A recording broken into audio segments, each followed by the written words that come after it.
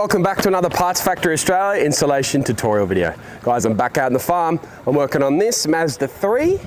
It's specifically between the 03 and about the 09. They call it the BK.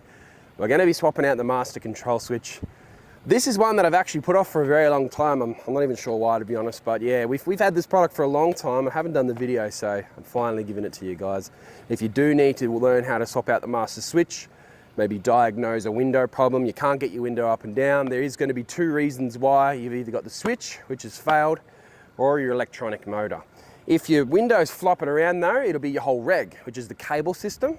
So it's either your motor, your switch, but if it's moving around a lot, it could be the cable system, which is your regulator. So you guys can work out which one's the one that you need, but always start with the window switch. They're not very expensive. These are $63.30, guys. I'll send it to you free express. Anywhere in Australia, click on the title of the video, description will pop down, buy it, get it on its way, save some money, use this video to learn how to fit it.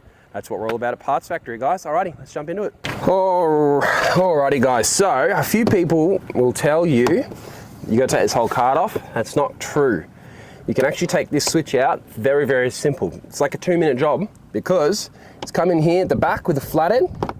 And you just pry it up, pop it out like that, flip her over, unplug mirror switch, unplug plug 1, and unplug plug 2. That's it, guys. How easy was that? You got your Phillips head here, 1, 2, 3. Once you've got it off the surround or off the bezel or whatever you want to call it, whip out your new one from Parts Factory, guys. You can see they are an OEM replica.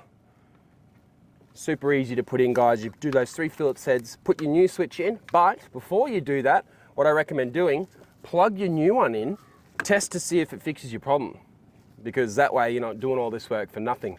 We do accept returns at Parts Factory, guys. You'll lose postage. If you get this, you diagnose it, and it doesn't fix your problem, we do accept returns, but just make sure, of course, you send the one with the Parts Factory label on it back.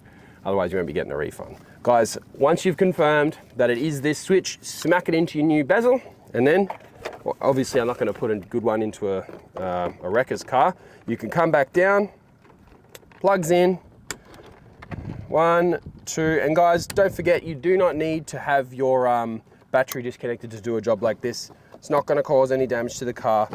Don't let anyone else tell you otherwise. You can just put it in. You should hear an audible click, and that would be job complete, guys. Guys, I hope that this video has been helpful. I know it's a quick and easy job. You may not have even needed to see a video, but it's always good to have someone give you the confirmation that that's how it's done. That way you can go at it, even if you've never done it before, without any hesitation. Alrighty, guys, my name's Lucas. Thanks for watching another Parts Factory Australia installation tutorial video. I'll see you next time.